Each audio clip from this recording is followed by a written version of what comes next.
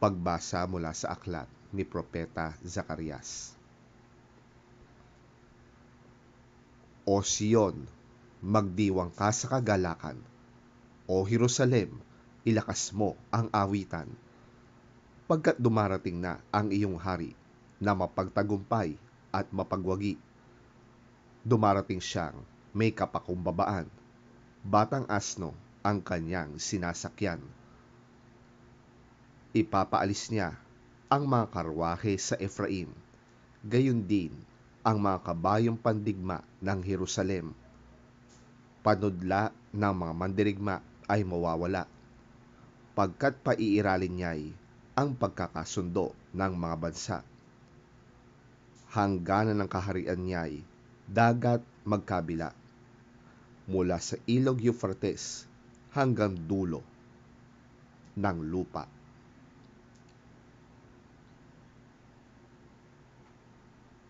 Ang salita ng Diyos. Salamat sa Diyos. Pagbasa mula sa sulat ni Apostol San Pablo sa mga taga-Roma. Ngunit hindi na kayo namumuhay ayon sa laman, kundi ayon sa Espiritu.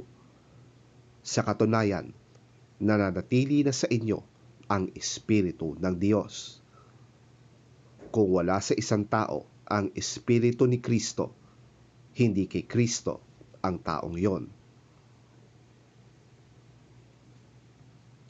Kung nananahan sa inyo ang Espiritu ng Diyos na siyang muling bumuhay kay Hesukristo, siya ang muling bubuhay sa inyong mga katawang mamamatay sa pamamagitan din ng kanyang Espiritong nananahan sa inyo. Mga kapatid, hindi na tayo alipin ng likas na hilig ng laman, kaya hindi na tayo dapat mamuhay ayon sa katawang makalaman. Sapagkat mamamatay kayo kung namumuhay kayo sa katawang makalaman.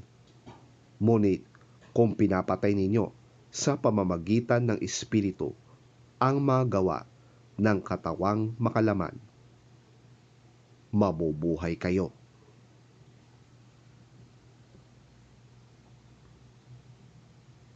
Ang salita ng Diyos. Salamat sa Diyos. Ang mabuting balita ng Panginoon ayon kay San Mateo. Papuri sa iyo, Panginoon.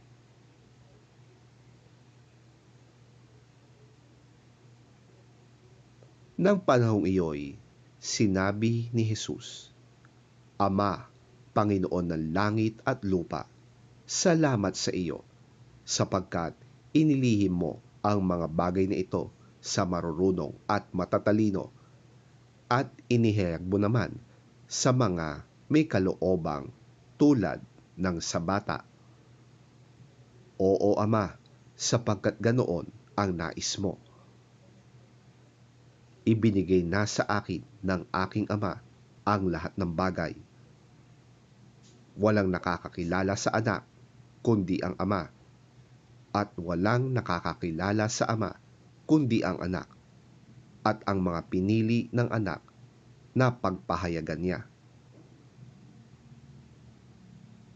Lumapit kayo sa akin, kayong lahat na nahihirapan at nabibigatang lubha sa inyong pasanin, at kayo'y bibigyan ko ng kapahingahan. Pasanin ninyo ang aking pamatok at sundin ninyo ang aking mga itinuturo, sapagkat ako'y maamo at mapagkumbabang loob. Matatagpuan ninyo sa akin ang kapahingahan, sapagkat madaling dalhin ang aking pamatok at magaan ang pasaning ibinibigay ko sa inyo.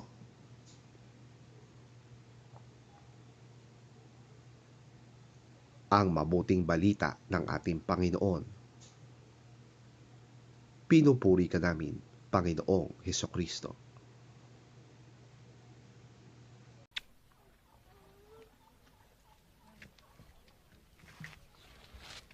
At that time, Jesus said, I praise you, Father, Lord of heaven and earth, because you've hidden these things from the wise and learned and revealed them to little children.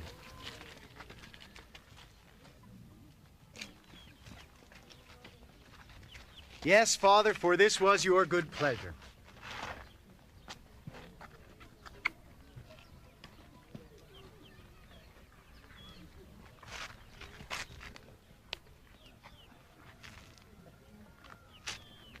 All things have been committed to me by my Father.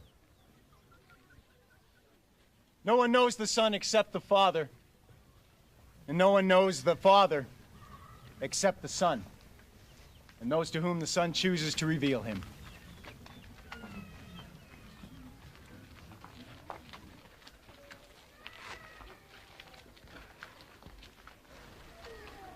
Come to me, all you who are weary and burdened, and I will give you rest. Take my yoke upon you and learn from me, for I am gentle and humble in heart, and you will find rest for your souls. For my yoke is easy and my burden is light.